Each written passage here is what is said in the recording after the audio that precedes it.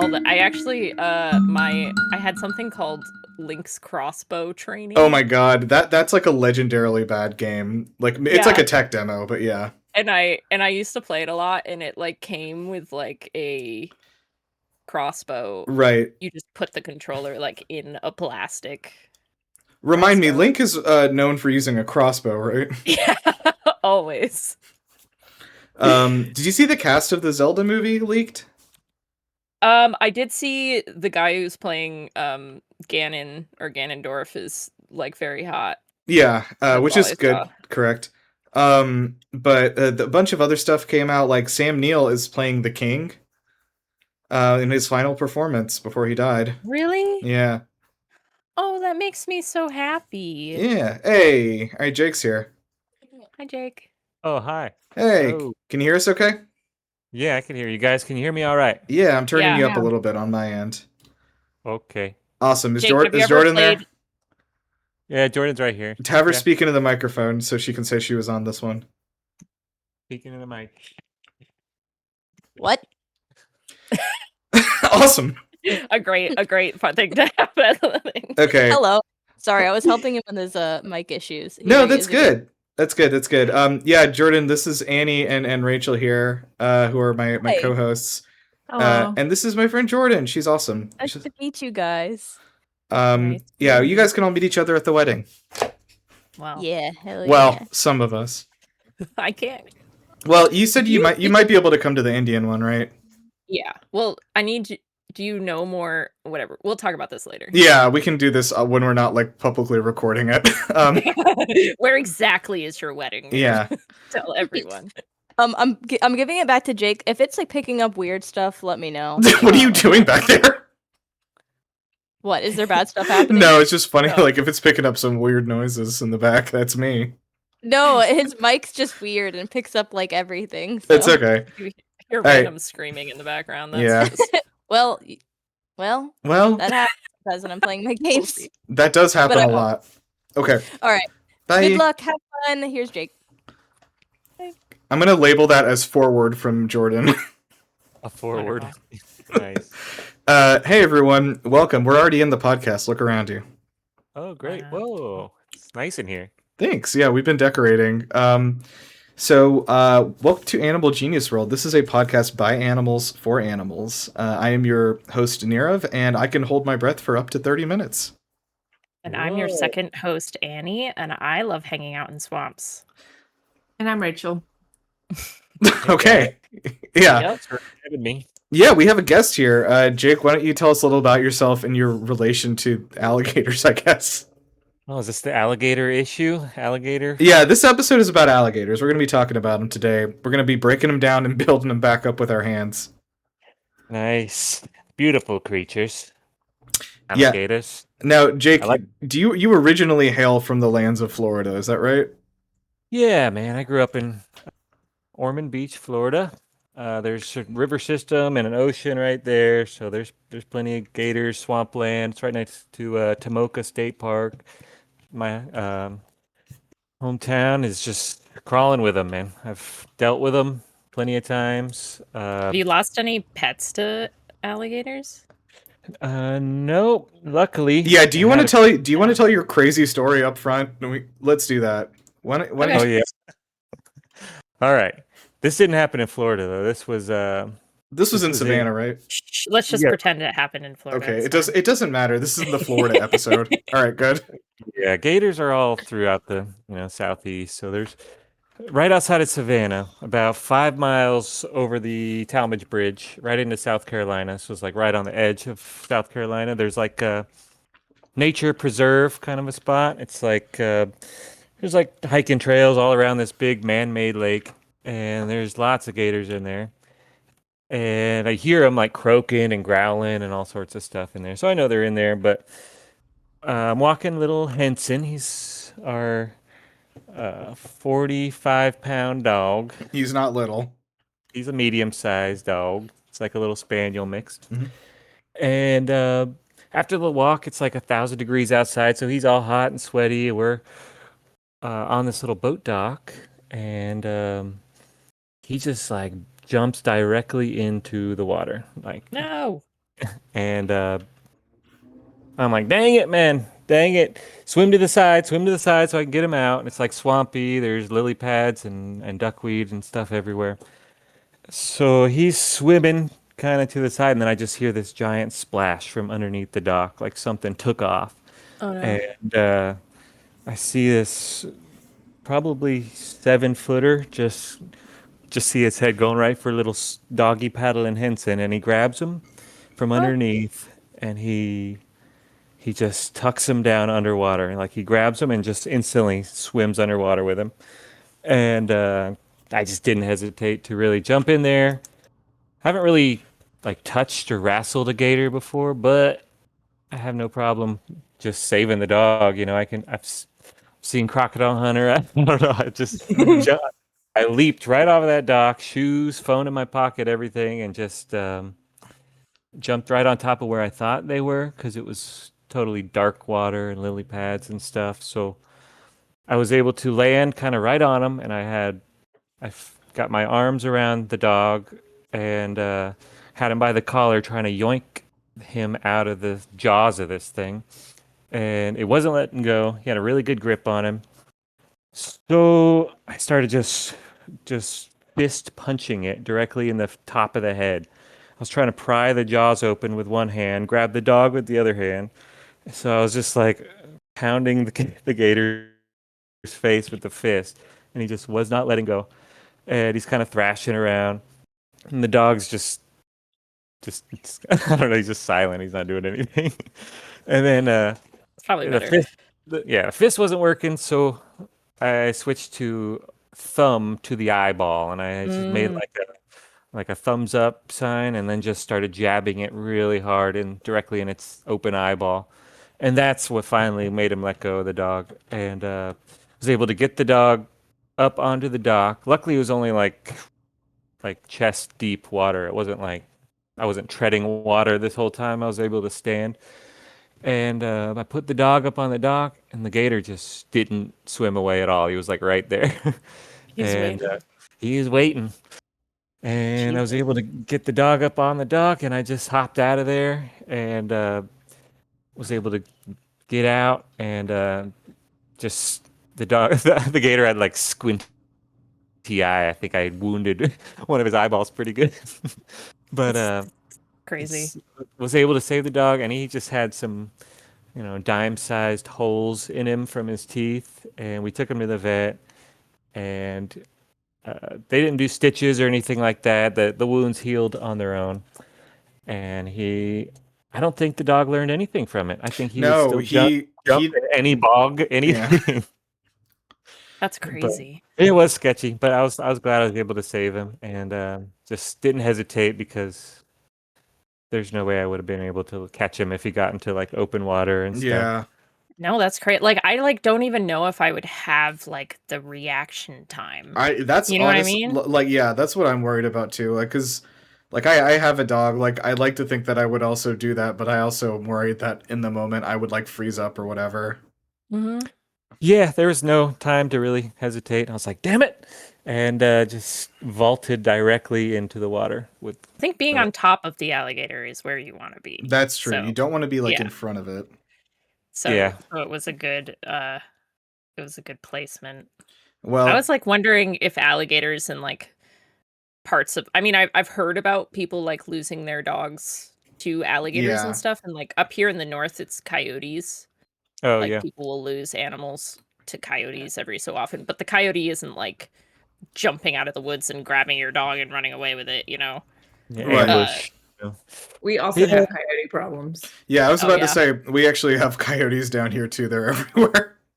They're starting to hunt in packs. Isn't that interesting? Oh, wow. They might be filling in the niche that the wolves left behind. Yeah, because You're leaking coyote content. Sorry. that's true. Jeez, I saw the other day the number of like wild wolves that are still alive in the U.S. and it made me sick. It made me very sad and sick. Do not I look it love up. wolves. I It's will not a lot.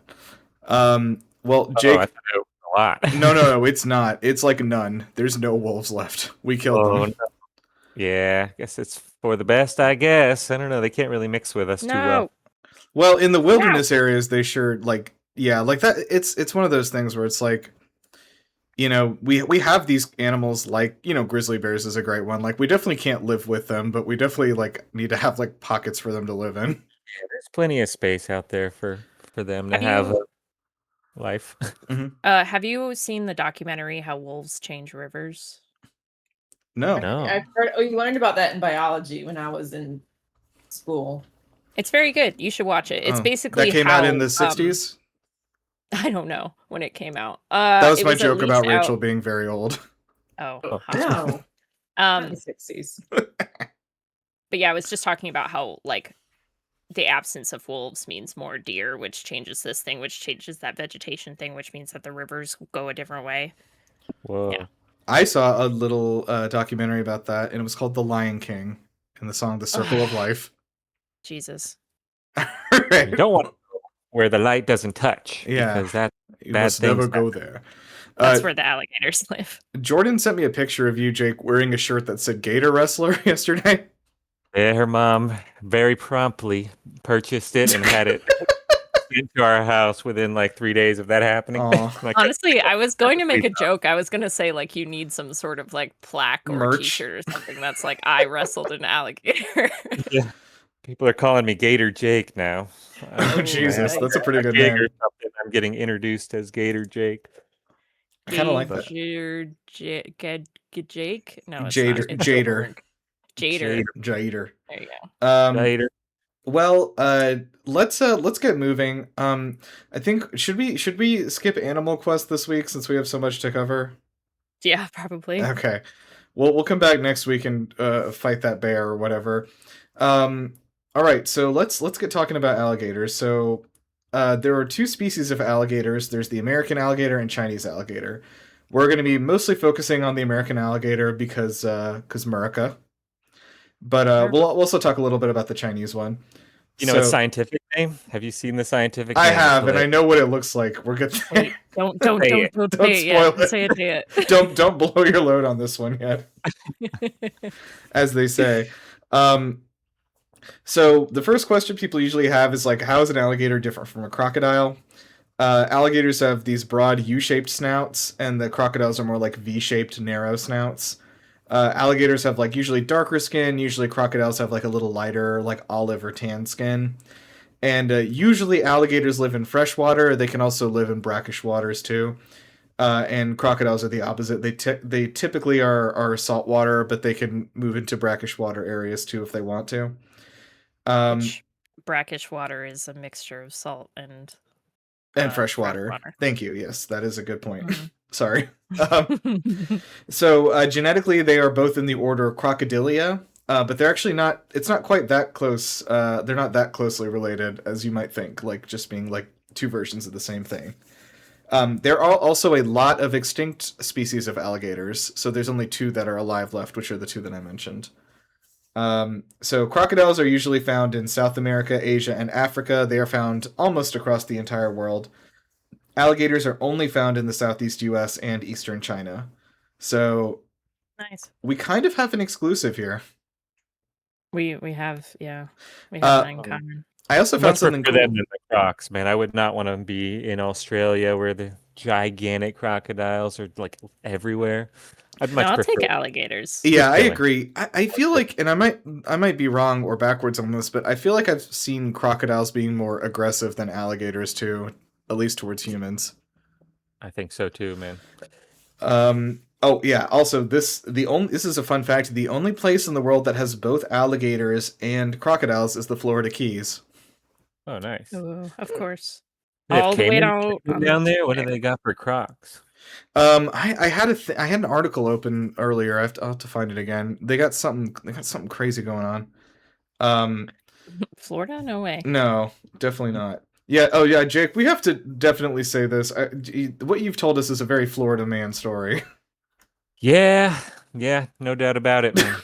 You should have a T-shirt that says "Florida Man Stereotype" on it. Yeah. Yeah.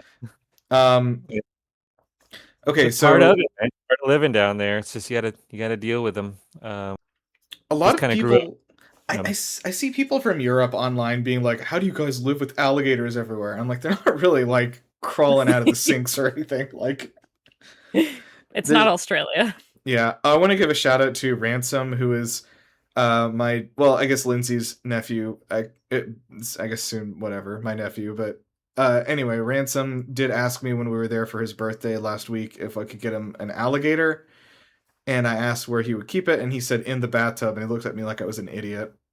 Hell yeah. That's the correct place to keep an alligator. He's 5, just for the record. I feel like there's a book about that. Isn't there a kid's picture book about that? I can see the image in my head right now. Interesting. Growing and growing and growing. Yeah. What was that? Oh man. That. Yeah. Somebody look that up. All right. Get him the souvenir severed alligator head they sell everywhere. Those gift shop gator heads. Yeah, love that. Could have got him one. I guess we'll talk about gator farms later with Rachel. I think you probably have something in there about that, which is not great. I mean, you would be surprised. We're going to talk about it. We're going to talk about some nuance. Okay, there's some nuance. Good to know. All right, so let's talk about the etymology of this name. So the word alligator, crazily, comes from the Spanish el lagarto. So it actually was them saying the lizard, el lagarto. And then eventually el lagarto turned into alligator. That's cool. Yeah, the Spanish settlers in the 16th century arrived here and of course have not seen an alligator before, so they understandably clocked them as giant lizards. Not wrong, really. Yeah. I mean, makes sense. So let's talk about that scientific name. The scientific name is Alligator mississippiensis. No, it's Mississippiensis. Mississippiensis. Yeah. I did when I first read it. I did think it just said Mississippi penis. Yeah. So yeah, let's. Yeah. Yeah. What does that mean? Is that Latin or something? Yeah, Mississippi is that means from Mississippi. So makes sense. That means that in Latin because they were discovered in the Mississippi Delta by the Spanish explorers. And that Mississippi. Say that again, Rachel. Mississippiensis. Mississippiensis. Just look at the word, and it's really hard not to see like the word penis in there. It's almost impossible. It's in there. It's right in there. It's right. I guess if you don't know how to spell penis. Penis. Yeah. It's like a dyslexic person trying to write penis. I was gonna say, as a dyslexic person, I think it makes a lot of sense to me. The Chinese alligator is called Alligator sinensis, which comes from the word sine, which was the Latin word for China. We still use that when describing geopolitics, like the war between Russia and China is called the Sino-Russian War, or the Sino-Indian border between China and India. Sinensis just means from China, so same thing as Mississippiensis. Mississippiensis. Thank you, Rachel. Did you guys learn how to spell Mississippi in school? Yeah, they taught us that thing like MISSISSIPPI. Oh, we didn't learn a song. We just learned it brute. Fucking brute forced it in elementary school. We learned it like M-I, crooked letter I, crooked letter I, humpback I. What? That's crazy. That's not less confusing than learning the letters. For us, it was more of bragging rights. If you could say it forwards and then backwards, you were cool. Whoa. Yeah. Which I can still do. One thing that they made us do in elementary school is learn all of the states in alphabetical order, and sing that every day. And so I can still do that for you if you'd like. I can do all 50 of them. They just made us fill out a blank map of the United States. That's tough. We got $1 from our teacher if we could fill that map out with no mistakes. Is that illegal? Yo, what? I was gonna say that's definitely illegal now. It's okay. I used to have a teacher who, if you gave her a back rub, she would give you a treat. That's that's a different thing that's happened. They give you a peanut M&M or something. You're giving out actual dollars. Yeah, I got a whole $1, and I got a second $1 because I got all of the capitals right. Wow. Ooh. So I had a test that yielded me no dollars when I was in 8th grade, where we had to fill out a map of every country in the world and its capital. That's It's crazy. near impossible. Yeah, all of us failed. I I bet. mean, yeah. You should be able to get like 75% of it right is like a 100. Where's the curve? Where is the curve? Because I was so freaking out about this test so much, and rightfully so, I should have been. And I was like studying my ass off. I remember I have a strong memory still in my head of my mom staying up with me till like 2 a.m. trying to study this and learn all these countries and capitals. And like the one thing in my brain that has remained since then is her mnemonic device for remembering that Bogota is the capital of Colombia, because Colombia is famous for its Big O donuts, Big which is goat. not even true. But like, That's great. Never forget. never forget Never Big O forget. donuts. I mean, that mnemonic devices work, man. That's It's true. crazy. Some of them stick with you. If I open a donut shop, I'm definitely calling it Big O Donuts. Actually, I can't call it that. People are going to come in there expecting something different. Big No, O. no. You They're guys stick, so You gotta good. stick with it. You gotta stick with Yeah. it. You They're can see so the good. logo now. The O is the mouth, and it's like Oh, the eye. jeez. That's worse. What flavors do you guys have? What are your specials? Well, we have the Mississippiensis donut. Extra creamy Oh, cream. jeez, it's definitely cream-filled. All right, let's move on. Annie, tell me about what it looked like. What is this thing? Yeah, I hate that this next sentence that I'm gonna say has the word cream in it, but it does. Did I hate the that it says order- bottom cream. Did the order get flipped around? I feel like we used to do taxonomy and then appearance, or am I crazy? I think I flipped them because then okay, yes, I did flip them so that Rachel, you could say the hard words and Annie wouldn't have to. No, I mean, I felt like taxonomy used to come in front of appearance. I'm not complaining. This is not a complaint. I'm just wondering. Yes, you are correct. I think that is Okay. true. We can flip it back if you'd like. I might have just No, accidentally. I have no preference. I just wanted to make sure I wasn't. Okay, so stated for the record and recorded. I feel like that's such a like yeah, I just need to know if I'm not crazy. Okay, Such a- interesting. All right. Yeah, take it away, Annie. Okay, Tell me about so- the bottom. Tell me about bottom cream, which is another my donut God. flavor we offer. So alligators, usually what they look like is like on the top is usually a shade of like olive or brown or gray or black, and then their bottom is cream colored. And their weight varies a lot based on length, age, health, season, and available food sources. And their growing is crazy, and they fill a lot of niches because of that. Mhm. For male alligators, the average is like 11 to like 16 feet, with an average of like 500 to 700 pounds. And then the females are smaller at 8.5 to 11 feet, with an average of like 200 pounds. The Florida state record for length is a 14-foot, 3.5-inch male from Lake Washington in Brevard County. The record for weight is a 1,043-pound male from Orange Lake. Wow. In light of Yeah. that, I'm sure people have seen this picture. Is this real? Yeah, the alligator on the golf course. Yeah. I hate That was that. before AI.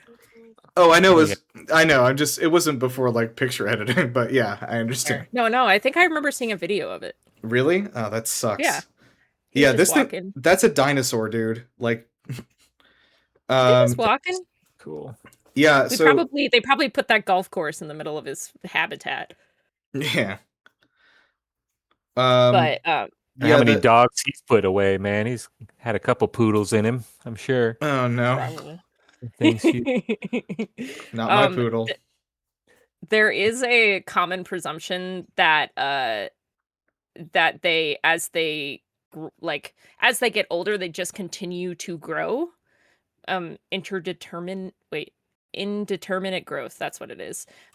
Which actually is not true. Oh. It's just that they get from very small to very large.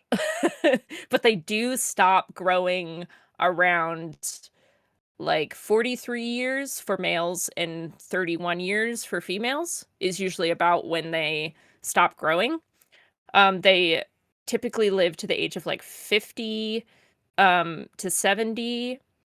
Males reach sexual maturity at around 11 and a half years, and females around 18 or 18. Wait, years? 16 years. Yeah. Really? That's really surprising. I feel like most of the animals we've covered reach like sexual maturity at like a year to 2 years. That's Now you're crazy. making me feel like I had it wrong, but I feel like it's right. No, I mean you could. Yeah, I can double check. Double check on me. Okay. Okay. They have a They long life, man. They live a long time. That's Oh, awesome. you're right. They do live a long time. They have 74 to 80 teeth. The teeth do grow as they develop, and their morphology of their teeth and jaws change significantly. So, like when they're tiny babies, they have little spiky teeth. And then when they get bigger, they have more broad teeth, I guess. Apparently, when they are captive, they have broader snouts, which is just an interesting thing. And as Nirav said, one of the ways to tell the difference is when their jaw's closed. If it covers the lower teeth, then it's probably an alligator, especially the fourth tooth on a crocodile, like sticks out really well. Yeah, the crocodile, like it's kind of like, I think there used to be a phrase maybe more common, like called crocodile teeth, when like somebody would like smile like a crooked smile, like they were scheming something. But like you can kind of see like it's got like it makes the mouth look kind of crooked, like it's smiling with big teeth coming out. The crocodile. Yeah, that makes sense. They They do freak. I was gonna say I tell them apart because one sees you later and one sees you in a while. True. Jesus. Fuck. I mean, you're not wrong. She does have a PhD. Yeah, Rachel, I was gonna say, as a don't have a veterinarian, how often Damn are it. people bringing in their pet alligators versus pet crocodiles to you? I don't think they're legal to own. No, I don't think they are Oh, either. okay. Sorry, I have to make a call. Yeah, real quick. He's in the bathtub. Mm-hmm. I did. Sorry, this is a story. I'll put this under fun facts. Go ahead. Okay. They do frequently lose and replace their teeth, which why can't humans do that? I just want more teeth. Well, we do that once. Yeah, we do it once, but like anyway. Yeah, it's like sharks where they can just like lose them and regrow them, basically. Yeah, they can go through over 2,000 teeth in their lifetime if they live a full life. They do have one of the strongest bite forces, but they actually have weak jaw opening muscles, which is why a lot of the times, like when you're wrestling an alligator, you can hold its mouth closed, or like use some of the times when they're transporting them, they will use like tape around their snout. Yes, I have done that before. And you'd think that they would be able to break out of it, but they actually can't. It's got all the down and less of the up. And then the last thing that I just thought was kind of cute is they do have like a low walk and a high walk, quote unquote. Their low walk is just when they're like basically on their bellies. And their high walk is really cute because they kind of like kick their little legs out. But that's just them just on like fully up, like that picture of the alligator on the golf course. That's a high walk. They're pretty fast, right? Can they go like 30 miles an hour? I think if they get some 20. momentum, they can go pretty fast. Okay, actually, Jake, having lived with the gators amongst them, is this a true thing? Because I've been told that if you are running, like if an alligator rushes you, you should like run and then take like a 90-degree right turn because they like can't turn very fast. Yeah, I've heard that too. Zigzag on them. Yeah, hashtag zag on them. Because they can run really fast in a straight line, but yeah, it's only in a straight line, I think. for the most part, they're not going to keep chasing you if you just get a little bit away, you know. I think that one thing that like, and I don't feel like alligators have developed as like bad a reputation as like sharks or anything, but like I think gators typically are like, hey, you're in my territory, please leave, and it kind of takes a lot to provoke them to attack a human, and if you run away, they generally aren't going to chase you. They're not going to try to eat you. Did you guys hear about the bite in Silver Springs a couple days ago? No. It's been like what? Silver Springs, Florida, a woman got her arm like pretty severely bitten. She was swimming in a no swim zone territory, and it's like got it. They don't really like release. Oh, there it is. Whoa. But she got bit pretty bad. They didn't really release too many details on if her arm got bit clean off or what, but it's like kind of in the news right now in Florida for Jeez. alligator. That's why you listen Kinda to rare. Signs. Yeah. Yep. Okay, You didn't- that it is so important that you pay attention to those signs.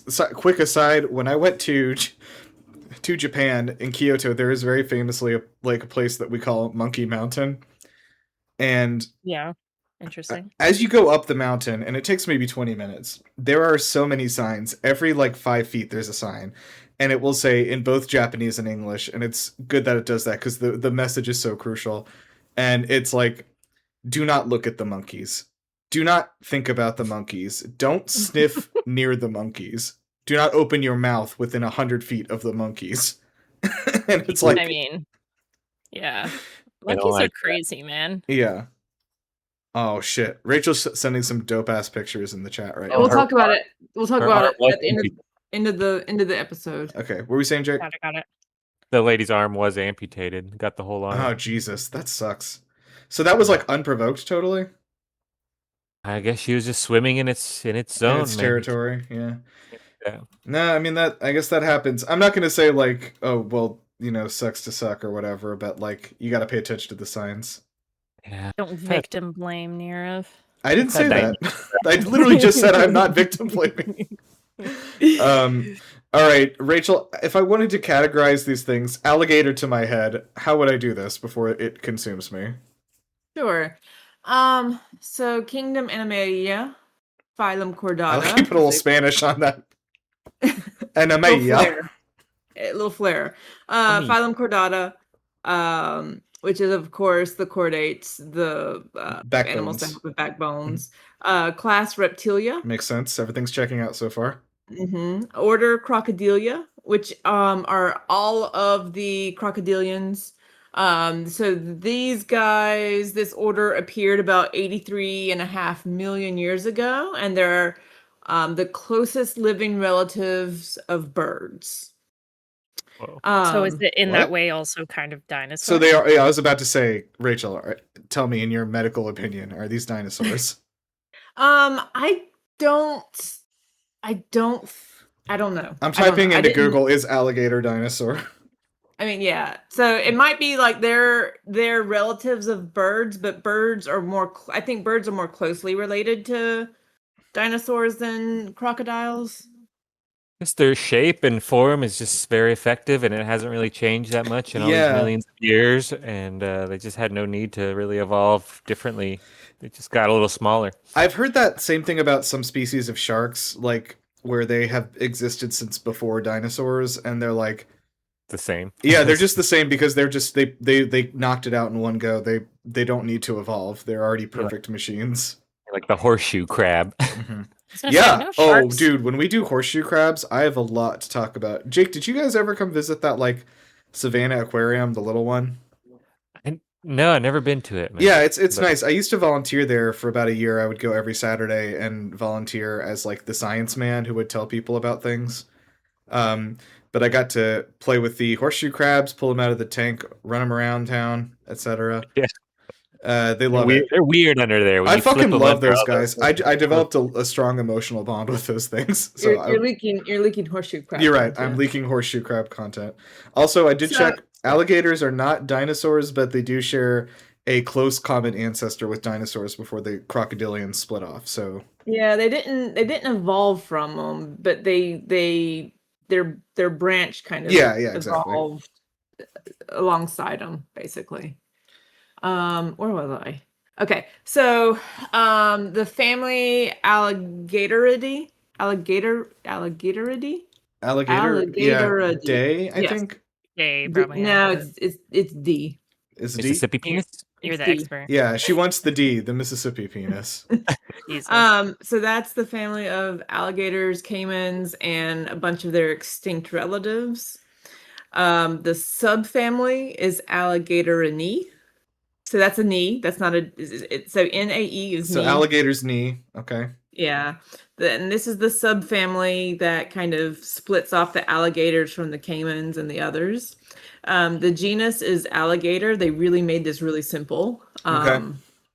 And there's only two species within that genus, and of course, it is the American alligator and the Chinese alligator. Nice. I feel like that's kind of one of how we're saying, or we've said a few times, that it's like the scientists who came later had to like shove a bunch of like subfamilies and stuff in there because they've learned so many new things, and it's like, no, alligators are just They knocked it out of the the box same. on the first Yeah. go. They did it. Who's that Pokemon? It's For Alligator. How was that? I heard half of it. That Nice. was good. Yeah, I didn't want to, Jake, I don't know if you're looking at the outline or if that was like a total shock to you. I don't see any outline. Oh no. I was gonna say you'd have to tell them where that. If you scroll, yeah, you'll have to scroll up a bit, but you could, it's in the chat. Okay. Anyway, so I'm glad that I got you with that. I like the sound that. Thank the- you. Yeah, I've been trying to. It's recording on my end, but Discord's filtering out. It's because it's like surely people don't want to hear this. So I'll pop him in here, but yeah, for Alligator is found in Pokemon Gold and Silver in the Johto region. It's the final form of the water starter Totodile. It opens its powerful jaws to intimidate foes and viciously shakes its head once it clamps down on foes. Because it has difficulty supporting its weight out of the water, it runs on all fours. However, when hunting or fighting, it gets on its hind legs to punch and claw. So, for Alligator can rarely be found living near the water's edge. They are known to sleep with one eye open and with half its brain active at a time. That is a thing that yes, dolphins do and real alligators also do. It's called unihemispheric sleep. So that is our vocab word for today. I think sharks do that too, don't they? I know dolphins do. I wouldn't be surprised if some sharks do it as well. Do sharks sleep? That's well, they do sleep, but I know they keep moving even while they sleep. So maybe that's Or else they'll die. yeah. Oh, yeah. I'm like a shark, man. If I stop moving, I'll die. Fun fact about this thing, we're all looking at a picture of it. The dorsal spikes are taken from the 1998 American Godzilla movie by Roland Emmerich with Matthew Broderick in it. Oh gosh, Yeah, which that's crazy. yeah, That's the I was one like they chose. that's insane. Well, it was the new one at the time when this came out, so That's so true though. It is literally the exact same. yeah. It's just made a dinosaur. He didn't really like look like Godzilla at all. Yeah, I looked at a picture of it today and I was like, first of all, the poster of that movie looks like it's an Xbox game. I Which, will say, it holds a special place in my heart just because it came out when I was younger, and Yeah. so like I saw it quite a lot. But it is. I would not say that it is great. yeah, here, look at this poster and tell me this isn't a game for your fucking original Xbox. Yeah. Yeah, it's like Godzilla with shiny green font, yeah. halo And it around was like it. laying eggs, right? It was like, Yeah, it had a Yeah. bunch of children. I remember this because I definitely saw this. I don't think it was in theater. I don't think I saw it in theaters, but I saw it soon after, maybe a sleepover or something. And my brother, who was, he's like 3 years younger than me, he got the bejesus scared out of him by these little guys. Yeah, because Godzilla's a girl. Mm-hmm. Oh, and Ferris Bueller He was had, dealing like, a- with him. We had like a 4-foot tall like Godzilla toy that was that Godzilla. And it made noises. It was fun. Nice. Anyway, I was raised by a Godzilla freak. I was raised by Godzilla. I was raised by Godzilla. But my dad is like a huge Godzilla fan. Oh, okay, nice. Yeah. So its head is based on the American alligator as well as the stripes on its belly, which can be found on young American alligators, which is neat. The name is a combination of ferocious and alligator. And fun fact about this, the name is spelled Feraligatr. That is not an aesthetic choice for the name, not having that O at the end. It is because in Gold and Silver, the game was only coded so that names could be 10 characters. Oh. Woof. So they were like, they made this name and they're like, whoops. Well, Anyway, yeah, so thank you for Alligator the for first joining us. Right? Ash had the Totodile and he never Yeah. evolved it. I don't know if he might have evolved it, but he definitely had that Totodile at some point. I think by the time that it would have evolved, I might have like unplugged a little from Yeah. Pokemon. I like Totodile, but that's I like that's the Totodile a furthest lot. I got. I know Ash doesn't like evolving his cute little starters. He He's just a lot likes like Lindsay, my fiance, because she's furious about the idea of evolving the cute ones to be cool things. She just like No, he gets Totodile's peak, yeah. and he gets He like starts off as a charming young man, and then he turns into like some kind of Charming young redneck. man. Like for alligator is a redneck. For alligator, Okay. when I shit you not, when I looked at this picture today, I was like, this guy is on Duck Dynasty. He They does changed look it like. from a crocodile to an alligator. Yeah, strange. Look at this. Wait, do they have a? Is there a middle evolution or? Yeah, is it just one? there's a middle one. It's Crocodile. No one knows or cares about it. Yeah, like all middle evolutions. Oh yeah, he looks like he's in the middle. That's definitely like his name would be Spike, and he would be a bully on the school Yeah, playground. I have a theory that all the Pokemon designs are like they design the first one and the last one, and then they're like, what looks like halfway between these things? Because they always look so weird and uninteresting because they're like halfway between turning into an interesting thing, but not It's like cute the anymore. The Animorph books. It is covers. definitely the middle Animorph. I like the fan art people do of like the middle in between, like execute and executor or something like That Yeah, sounds what- fucking awful. some weird thing. Look. Okay, Annie, tell us about habitat and behavior. What does it do with where it is? Okay, so this is going to be it's like a lot of information. We know a lot about alligators apparently. And America.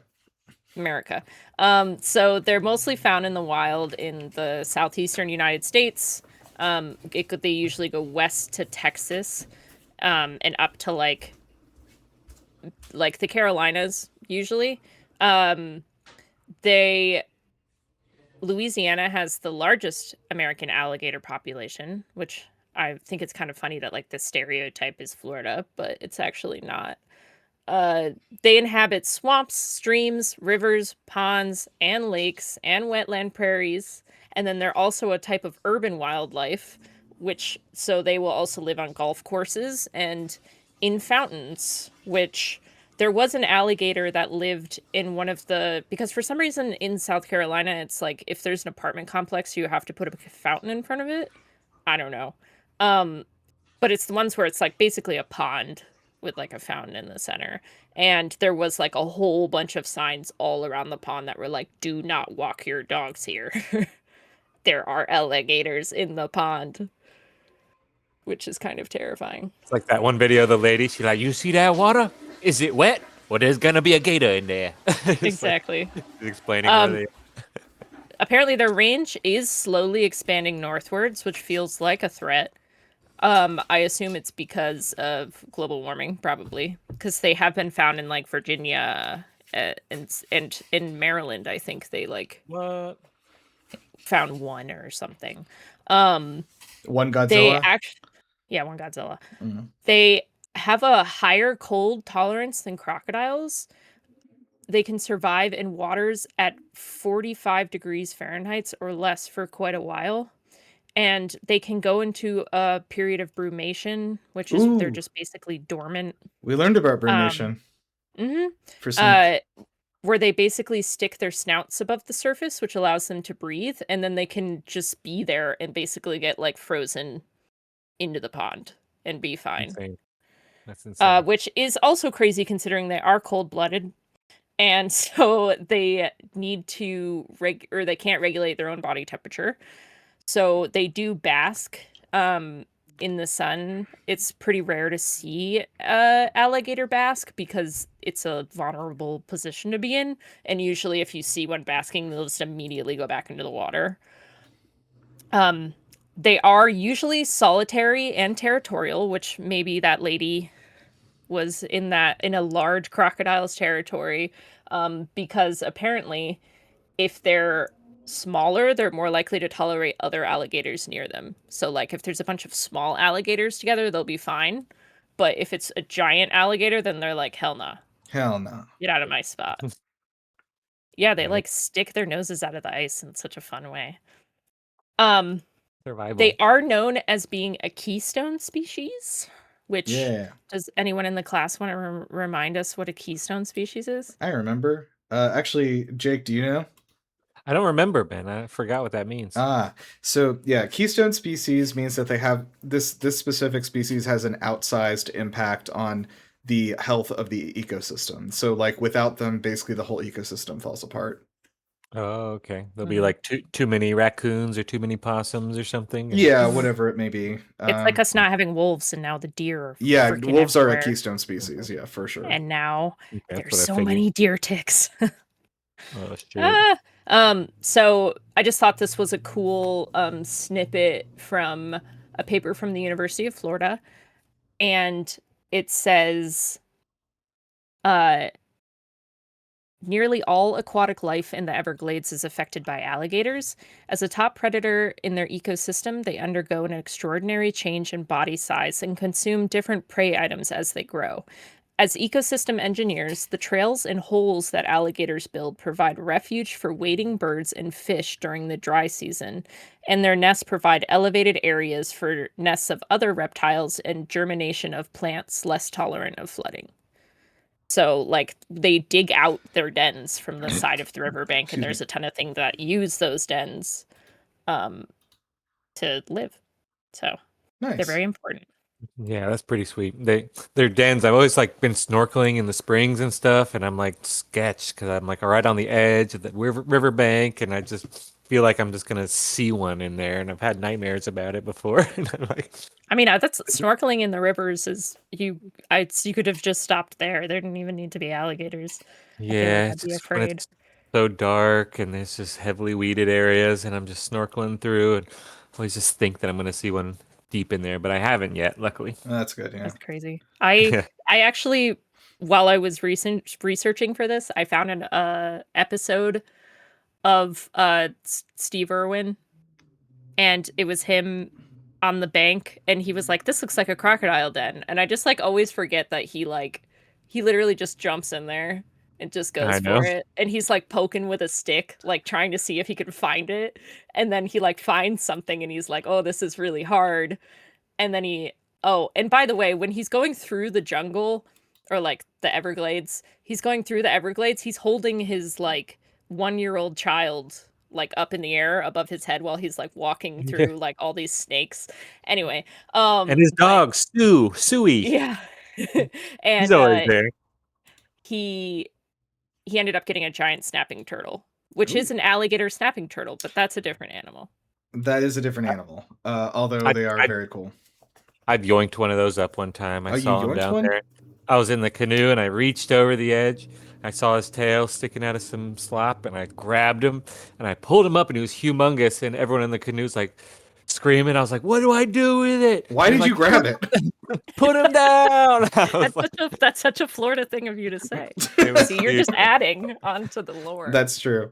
We had an alligator snapping turtle where I worked in high school, which was a science center, but it wasn't like part of the science center, it just lived in the pond there, like absent of us. And so we would always tell kids about it at the summer camps that I was like counseling, and they did not fucking believe me. And so like one day I was there and this kid was being a little shit and it just like crawled out of the mud like a Godzilla, and I was like, "Look, he's coming to get you for being a shithead." And they all started screaming. He can smell your innocence. Yeah, exactly. Well, the Maybe more South like that, though. Carolina aquarium in Charleston had an albino alligator for a really long time, but I believe he is passed now. Oh, Yeah. it's too bad. But they're cool. They are white, if albino, That did and give they it don't away. survive in the wild, really, or they can't survive in the wild, really. Oh. So for their eating habits, they usually eat prey whole, so they'll like grab onto them and kind Eat of Prey thrash Hole them is the name around. of my novel about traveling around Florida.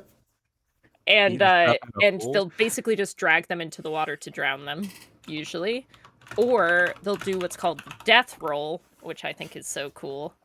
The alligator that got the dog, Jake, didn't try to death roll you. No, luckily I was so sketched he might try to do that, but But it's crazy. They like tuck their legs into their body and basically like use their tail to like spin themselves around like a Like a barrel roll? yeah, exactly like a barrel roll. Oh, thanks for that fucking Elden Ring message, Jake. Eat welcome. whole, pray. They do have a really cool thing where they have a modified palate where basically like it looks like the back of their tongue can basically shut off, like cover their throat. And so it basically makes it so that they can like eat in the water without like accidentally waterboarding themselves and without ingesting any water. Wow. They are an handy. apex predator, an ambush predator. They usually sit with just their eyes and nose above the water and they blend really well. And I just thought this was cool because it's such a long list. A few examples of animals consumed are largemouth bass, spotted gar, freshwater pearl mussels, American green tree frogs, yellow mud turtles, cottonmouths, common moorhens, feral wild boars, muskrats, and raccoons. Yeah, he must have So, thought my dog was a raccoon or something. They're probably used to eating big prey like that in that yeah. refuge. But it's crazy because when they're tiny, they eat a bunch of stuff, and then when they're large, they eat a bunch of different stuff. So they're like Yeah. a very wide range. Thought this was really cool. So there's evidence of them possibly using tools, which is What? crazy. They have been documented using lures to hunt prey, such as birds. That if this is true, that means that they are among the first reptiles ever to use tools. They will balance sticks and branches on their heads, and they try to lure in birds who are looking for like nesting material. So like the bird will go down to get the like stick, and then the alligator will chomp it. It hasn't been like scientifically proven, but apparently there's like it happened at a zoo a few times, and the people were like, "Wow, cool." That's so cool. That's insane. Yeah, I've And seen then them like they linger under the egret's nest and they wait till like a baby falls out and stuff. They like to just Yeah. chill under these big nesting compounds. they're definitely a sit and wait. They're Yeah. very patient. Also, I think "To Linger Under the Egret's Nest" would be a great indie album. Put it in your band Honestly, name To list. linger I'm under gonna put it the on my egret's list. nest. Dude, I haven't broken that thing out in a while. Thank you for reminding me. Or it I haven't- sounds like what is it, like The Secret Life of Bees? Like Yeah. it sounds like one of those books. I was gonna name my bluegrass band Butter Egrets, so it sounds like buttery grits. Buttery grits. Ooh, That's pretty wait, funny. I like that. I like Buttery that a lot. grits. My last section is just about the reproduction. So their breeding season begins in the spring. On spring nights, American alligators gather in large numbers for group courtship, otherwise known as an orgy, in the aforementioned they call them water dances, quote unquote. There was a study conducted in the 1980s at an alligator farm that showed that homosexual courtship is very common, with 2/3 of the recorded instances of sexual behavior being between two males. So, Man, ally. they put the gay in gator. Hey. Nice. There you go. I need that on a t-shirt. So they call it a water dance because they sit when they make this like bellowing sound, and they sit kind of just below the water line or at the water line, and when they make this like bellowing sound, the water on their back dances around. Oh, that's cool. Yeah, I kind of slightly skipped over sound a little bit because I was like, there's so many things. But when the female needs to build a nest, she builds it out of like vegetation, sticks and leaves and mud, and like a sheltered spot near the water, but not like in the water. They usually lay 20 to 50 eggs.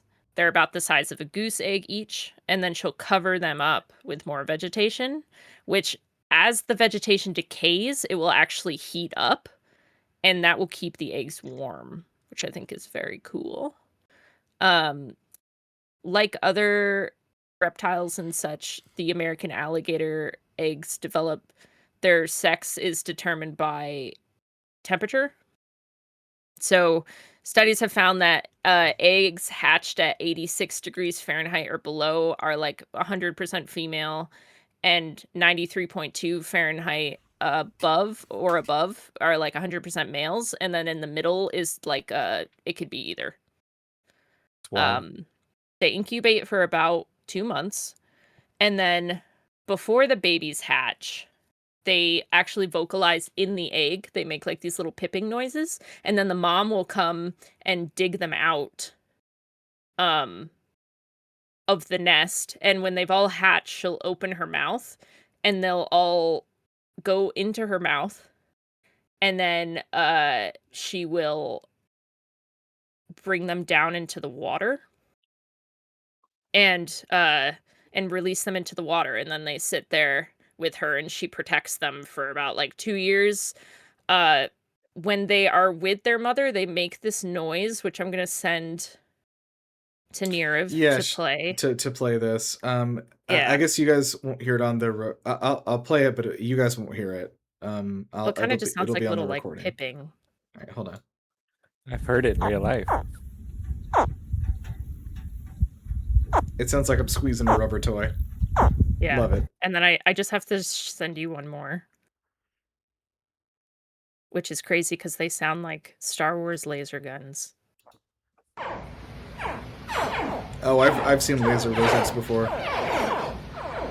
Ooh, and what's a bummer about that Silver Springs lady is that they had to like relocate or kill that gator that bit her, and it was a female, and she had just laid eggs, they think. So when the Aw. babies come calling, there's gonna be no mama to scoop them out. So that lady effectively like kind of killed a whole batch of. Well, I mean, it wasn't her fault, but yeah, like I get it. Like that, more than one life is affected by that. Yeah. That sucks. I don't know. But if you hear that noise, run away, because it Mhm. usually means that it's the babies calling Stormtroopers for are the shooting at mom, you. and the stormtroopers are shooting at you, but they will not miss. So make sure you get out of there. Usually only a few hatchlings will actually survive into adulthood. Like usually about 2 or 3 out of 2 or 3 on average out of like 35 eggs. Wow. And That's they not a great hit rate. grow. No. They grow like 3 to 8 inches in a year, and they reach an adulthood when they reach about like 6 feet. But Nice. yeah. So yeah, moral of the story: if you hear that noise, maybe go a different direction or get out of the water. Yeah, get out of the water is a good start. Okay, let's get into our human section. Rachel, tell us about Habitat for Humility. How have we interacted with alligators over the years? Positively, I assume. So alligators are actually a very successful endangered species story. So starting in the 1800s, they were hunted for leather and meat. And because they were hunted, combined with habitat loss, combined with pollution, their population dropped to pretty critical levels in the mid 20th century, and they were on the brink of extinction. So, and 83%, I think Annie touched on this, 83% of their habitat is found in only 3 states. So Florida, Louisiana, and Texas are kind of the big 3 when it comes to their habitat range. So the states are actually the first to lead the way for legal protections. Alabama was the first in 1941. Florida followed in 1961. Louisiana in 1962, and Texas offered legal protection in 1970. Federally, they were granted protection in 1966. So the federal government kind of in the middle of the states offering protections. In 1975, no commercial trade was allowed at all. So you could not legally buy alligator boots. You could not legally buy meat. You couldn't buy the little souvenirs that you'll sometimes see in Florida souvenir shops. You couldn't buy. That was all illegal. Very have any similar of you to how. What? Sorry, have any of you guys eaten alligator before? It's delicious. I just did the other day some sausage. A friend of mine Oh. hunted a big gator and made a bunch of sausage out of it, and it was yummy. I have That's not, an probably to interesting one. nobody's surprise. Yeah, well, yeah, you don't eat meat, so. But I would say that it's served frequently, and if you were in a city and you wanted to have alligator meat, you'd be able to find it, like at a restaurant, I think. Yeah, I don't really like the gator tail. It's kind of like chicken, but like chewier and kind of weird. I just feel weird about eating a reptile for the most part. It's just kind of. It was a little chewy. Mine was fried, so like I don't know how much that really goes into the real flavor. Yeah, but So when people are like, tastes like chicken, it does. it does. Yeah, It does, yeah. like a standard meat. It's Basically. it's maybe a little sweeter. Like it doesn't taste exactly like chicken. There's definitely a difference.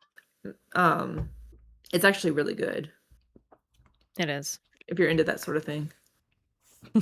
All right. Gator po' boy or something. Gator po' boy. So what makes all of this legal now is in 1997, because of all of these legal protections, commercial trade was reopened. And so you're allowed to trade meat and hide and that kind of stuff from legal, sustainably harvested specimens. And we'll get to that in just a second. And so nowadays, there's about 5 million individuals in the southeastern United States. So there are tons of alligators these days. It's just crazy. Before researching this, I honestly didn't even know that they were ever endangered. Because it was like kind of, I've only known alligators as just being kind of all over the place. Yeah, they're back. Yeah. They're back, baby. Hey. I did a long canoe trip this last October. I did 10 days through the Okefenokee Swamp onto the Swanee River, and that was the most species I saw was gators. I probably saw 200 or 300 of them at least. Oh shit! Jeez, Like wow. more than I saw any turtles or birds or anything. It was just gator everywhere. Wow. And there was probably more of them than you saw. Yeah. Oh yeah, seriously. for sure. And I saw this big one. I think it was a cryptid. It was like a skinwalker. Its head, it was a humongous one. It had the head of a deer and the horns of a rhino. White, like it looked like it was like an albino on the head, or it was like a bone skull for a head, and the body was dark colored. It was so weird. I threw it a chunk of meat, but like it freaked me out, and it stayed like watching us all night next to our little tent. And it's just, I thought it was a skinwalker for sure. It might be. I will say that does tie in with South Carolina's only cryptid, which sucks, which is the lizard man. What's he look like? Post a picture.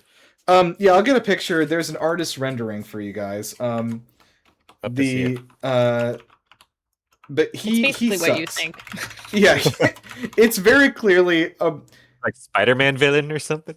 yeah. So Kinda, actually. the famous picture of it is so funny that I don't even want to post it. What? Hold on. Lizard. But There which you go. not a real picture. Not a Power Rangers villain. No. I was going to say, yeah, It that's does somebody look like from a a Power Rangers episode. 1988, it was reported first by a teenager, and then became a pop culture icon and folklore staple. Let's Strolling, see. strutting. He's really strutting. A lot of people say that this guy says it helped him change a tire. Okay. Hey, helpful. But anyway, let's focus. Yeah, no, let's Still get have some back. big sensitive. So population numbers, they are maintained through a combination of farming / ranching. So there are alligator farms where they farm these guys to be meat, and harvesting of wild animals, including the taking of nuisance animals. So which we talked about a little bit earlier in this episode.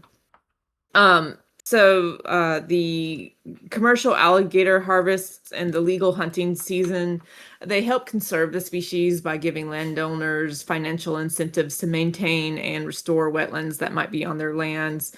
Landowners can actually sell alligator eggs to farms if that's legal in the state that they live in. And then licensing fees for hunting and farming fund research, monitoring, and wildlife management programs that protect alligators, which also helps protect wetlands, which also helps support numerous of other species that rely on wetlands. It's nice when something's in a positive direction. Yeah, it is. I know that we talked about, like, when we did the bison, like, they are trending positive, but there's still, like, a lot of work to be done. But it's nice to see this is resulting well. So good. Nice. Well, let's close out with our cultural impact. Talk about their lore with how they've reflected on us. So I will say, first of all, there are a billion more crocodiles involved in human culture and religion worldwide, because the alligator is largely an American console exclusive. So there are very few ones in fiction, but we do have a few.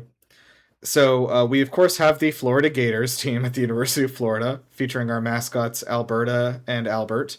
And Gatorade... Sorry? Go Gators! Go Gators! You didn't go to school there, right? No, my sister did, though. Oh, okay. Transitive property. Yeah. So Gatorade is actually named after the team, the Florida Gators. I did not realize that. Not the animal itself. It was made really? by... Yeah, it was That's like made... that random fact that I know that I'll tell to a room and everyone's like, yeah, we've heard it before. Yeah, it was made by chemists working at the University of Florida labs, and they tested it on their football team to obvious success. Yeah, they like, because water wasn't doing it. Water they, like, didn't have added enough all the electrolytes. Yeah, and stuff. Yeah, it's aiding the Gators. Yep, aiding the Gators. I think that's pretty neat. In fiction, we have a few friends. We have the villain Leatherhead from Teenage Mutant Ninja Turtles. He's an alligator man. We've got Louis, from The Princess and the Frog, plays the trumpet. Great movie. Underrated. I actually haven't seen the whole thing. It's on my list. Oh, Nirav, it's so good. Yeah. We've got Montgomery Gator from Five Nights at Freddy's, which I don't know anything about, but Montgomery Gator's a great name. So it is. Hats off to you guys. And also a little shout out to the game Later Alligator. It's pretty cute. It's on Switch and Steam. Check it out. Yes. Oh my god, I played that during the pandemic, which was definitely like a balm for your soul kind of game. It's yeah, cute you just like play. You can play it in like a day, and it's very cute. Recommended. So the Choctaw and the Chickasaw tribes do hold the alligator as a spiritual creature. Specifically, the Choctaw tradition holds the alligator story about how the alligator told the creator that the deepest and clearest waters were in the Cypress bayous, and so that's why they live there. They kind of appear as both wise messengers in some stories and as a dangerous and stupid antagonist to be outwitted by a clever hero in other ones. They are known as a spirit animal, though, and they are told to have the ability to walk freely between our world and the spirit world, and if they so choose, they can guide humans across to the spirit world. Like that one I saw, man. That definitely yeah, you definitely entered the spirit world there. Yeah. The Chinese alligator, called the Yangtze alligator in China, or Tuo, which means muddy dragon, also has significance to their culture. So the alligators there are the inspiration for the Chinese dragon. So this is a cool thing. Chinese alligators always emerge from the mud on the first day of the rainy season. So for thousands of years, they have been known as the Rainbringers. And that is why in Chinese mythology, dragons always have rain-bringing abilities, unlike their fire-breathing European counterparts. Oh, that's so interesting. Yeah. So Chinese dragons in their stories do also behave mostly like alligators in real life, and they act as a guide for humans. So in both places, they've kind of gotten the significance as being a spirit guide. They do symbolize longevity, wisdom, and royal authority, and appear in the Taoist religious traditions as guardians of the waterways. Additionally, in ancient China, they were thought to be dragons' vessels on Earth, and so they were treated with reverence and respect in that way. So their idea was like, oh, dragons are spirit creatures, and when they come to Earth, this is what they look like. Is that why the old maps say, like, here be dragons over by Florida? Like... Yeah, I guess so, it must. It has like this drawing on it. Right? I mean, oh yeah, hit us with that. Oh shit, that definitely was a gator. On like the edge of Florida, they put these like. Well, that was something that I forgot to mention earlier, but that when they swim, they swim like a fish, which is really cool. Yeah, they do. You're right. In their tail like a fish does. I think the word is undulating. Yeah, I'm pretty sure. Yeah. Probably. Yeah, so let's close out with some animal fun facts. I'll do mine real quickly, which is that, like I mentioned, I used to work at a science center in high school as a part-time job after school and over the summers. And one of my jobs was taking care of the animals that we had. And we had a display of, we had like a little ecosystem room for baby gators. And so I would get to go in there and feed them and stuff like that, and kind of play with them a little. Um, they were small, so you could pick them up, hold them. They'll snap at you like meow, meow, meow. It's very cute. That's nice. But yeah, I had a lot of fun with them, and they're little cutie pies. They have very sharp little needle teeth. Oh yeah, you don't want to let them actually bite you, but it's if you hold it by the belly from underneath, you're totally good. Nice. Yeah, Yeah. my really quick fact was just that they digest using a gizzard, so they will like eat rocks and sometimes trash like bottle caps Eat and stuff. rocks. Eat rocks, and that's what helps like mash up their food before they digest it. Yeah, like birds do that, don't they? A lot of Mhm. birds. Yes, which maybe that's part of the relation. Oh yeah. Nah. All right, Rachel, tell us your zookeeper story. So I mentioned it in a previous episode. I was a animal caretaker for a theme park several years ago, and I was in various roles while I was there, but at one point I was working with the alligators. And so we had there was like this little roller coaster that went over a couple, that had like ponds built for a couple of the bigger ones. So you were like dangling on the roller coaster above the alligator pond, which was a fun. And I would feed them sometimes when they were scheduled to be fed, which is what I posted the photos of. But we would also have to drain the ponds and clean them once a week or so. In the summer, it was like once a week because they got, tons of algae very quickly. They In the get winter, nasty. it was a little bit less. But at the time that I was working there, you drained the pond and the alligator was just in there. So you had to climb into the slippery pit. There was no stairs. They didn't add stairs until after I'd left. So you had to climb into a slippery pit, and the thing that they gave you to keep the alligator away from you or to move it if it needed to be moved was a broken off broom handle. Great. Yeah. Was it sharp on one end? No, it was not sharp. And so they have a spot on their head kind of between their eye, and you could, if you touched that spot with the broom handle, they would just kind of sit and close their eyes and kind of hold their mouth open. And so they never really messed with us. Like the dangerous thing about it was really their tail. So they have a lot of power in their tail, and they will smack you with the tail. And one of them was probably 10 or 12 feet. So it would have broken your legs easily if he would have gotten you. So you just had to kind of steer clear of the tail. And if you wanted to move them, you would just kind of tap them on the side. Really just touch them. You didn't even have to hit them, poke them. You just kind of gave them a little tap, and they would get up and move for you. So they were pretty cool. But we would find teeth a lot because they shed their teeth a lot. And so I kept one of the like really, really big ones, like one of their, I don't know if you would call it a canine, but like one of the big ones where the canine would be in a different animal. And I actually have it turned into a necklace. I had it nice. custom done. Yeah. Does it protect you from crocodiles?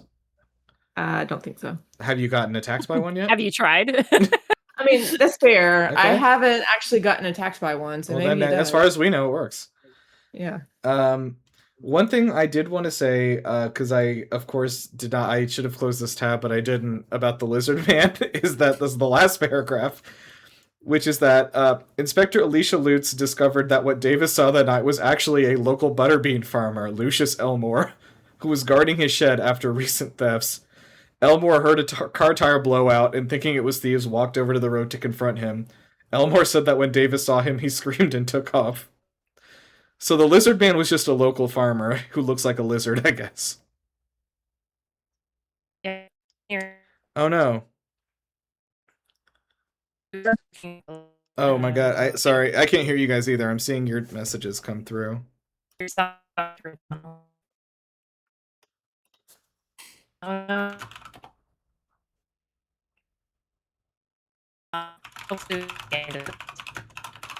I guess we'll know. Uh,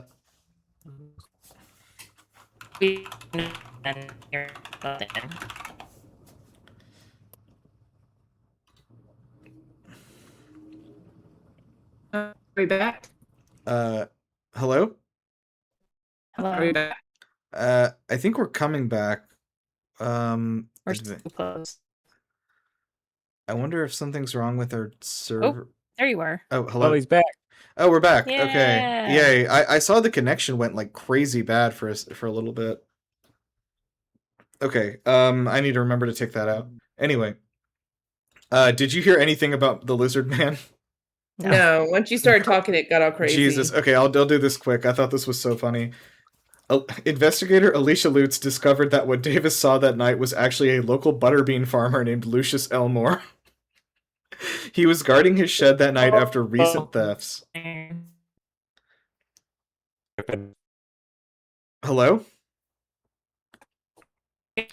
Dude, this sucks. The fucking the internet does not want me to tell you about the butterbean man. Hold on, let me try changing servers again. Story.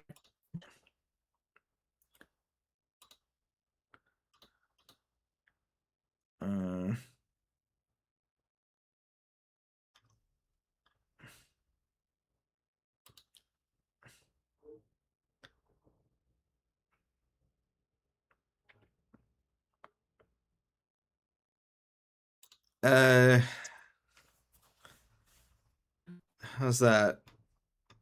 No. Not better?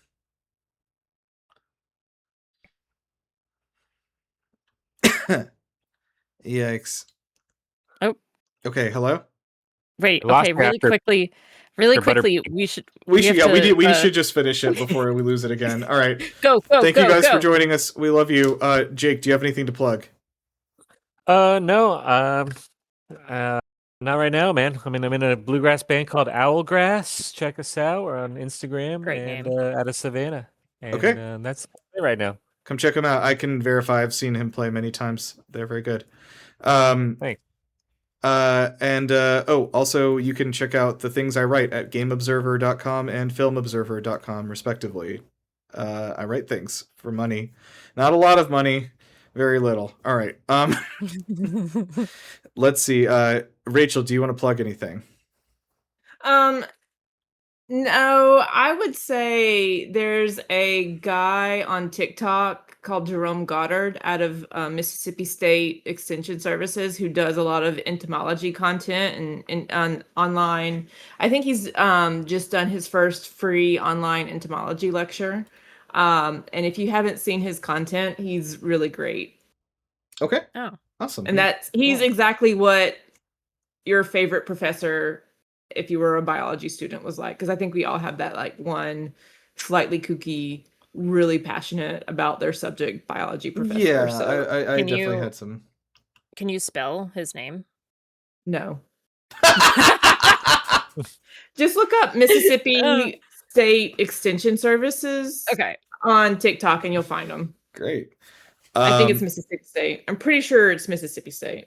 Let's see. It's not Annie, University do you of want to Mississippi. plug anything?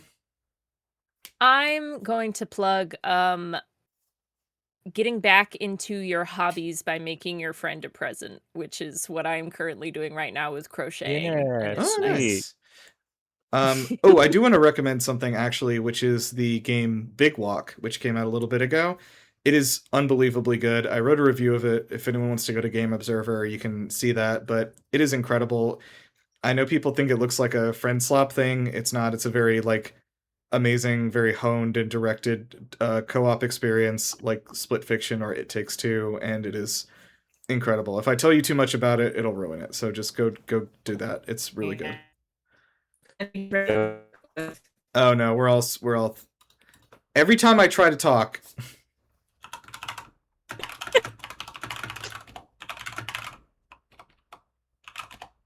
Oh, are we back?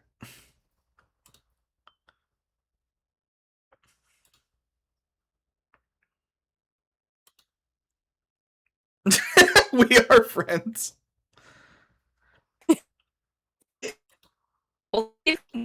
Holy shit.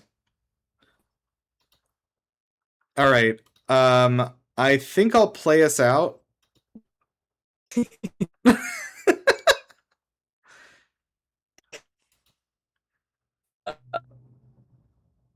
Okay. Jeez. What is happening?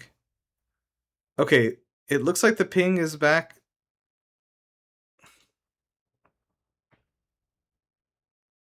Is it working now? Okay. It's working. Yeah, the Discord server kind of crashed. I wonder if something's like wrong somewhere. It looks really like the quickly. Yeah, all right. Is everyone here? Yes, we're Okay. here. Okay. Rachel, are you say it. ready? Yes. Okay. Do you want to say I'm gonna that say it first? again. No, end. Okay. Well, thanks for listening to Animal Genius World. Until next time, remember, I'm an animal. And you are too. And so are too. I changed it halfway through. Later, alligator. All right. Hey, Yeah. Alligator, thanks for And- having me on. And crocodiles get fucked.